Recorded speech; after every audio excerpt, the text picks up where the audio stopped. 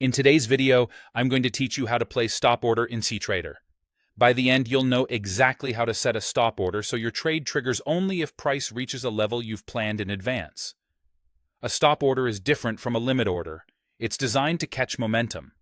When the market touches your chosen price, the order becomes active and executes, helping you enter as price breaks higher or lower. Let's start by opening the new order window. You can do this in two simple ways. Click the New Order button above your chart or watch list, or, if you prefer working directly on the chart, right-click anywhere on it and choose Place New Order. Either action brings up the same order panel where you'll set all your details.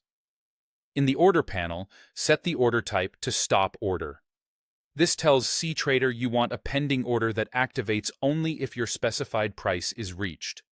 Next, choose the trading symbol you want to work with, making sure it matches the chart you're looking at so your levels line up correctly. Now decide on direction: buy, stop, or sell stop. A buy stop sits above the current price and will buy if the market rises and breaks higher. A sell stop sits below the current price and will sell if the market falls and breaks lower. To help you confirm your choice at a glance, the trading direction buttons show green for buy and orange or red for sell. Enter your stop price, the exact level that will trigger the order.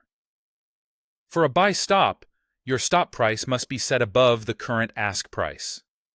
For a sell stop, it must be below the current bid price. You can check the live bid and ask displayed near the chart or in the price panel. If you place the level on the wrong side, cTrader won't accept it, so take a moment to double-check. Many traders use the crosshair on the chart to align the price precisely with recent highs or lows. Specify your volume, the number of lots or units you want to trade. Choose a size that fits your plan and risk tolerance. Remember, larger volume increases both potential gains and potential losses. When everything looks right, click Place Order to create the stop order. It will remain pending until price reaches your stop level, at which point it will execute. That's it. You've set up a stop order in cTrader, ready to capture a breakout in the direction you expect.